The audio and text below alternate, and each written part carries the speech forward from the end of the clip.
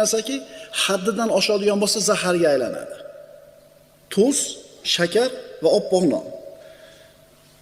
Ulamolar aytishadi, Rasululloh vafot etganlaridan keyin musulmonlar o'ylab topgan eng yomon narsalardan bittasi oppoq non.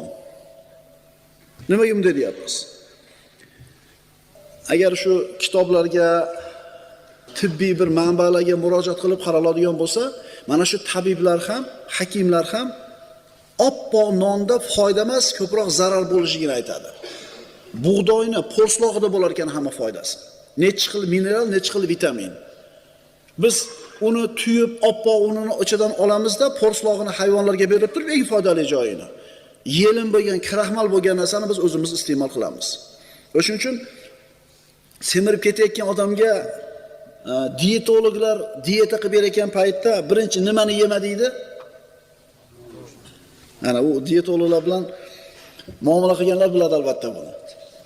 Non yemay qo'ydim deydi, hiyla deydi, o'zimga kelib qoldim deydi.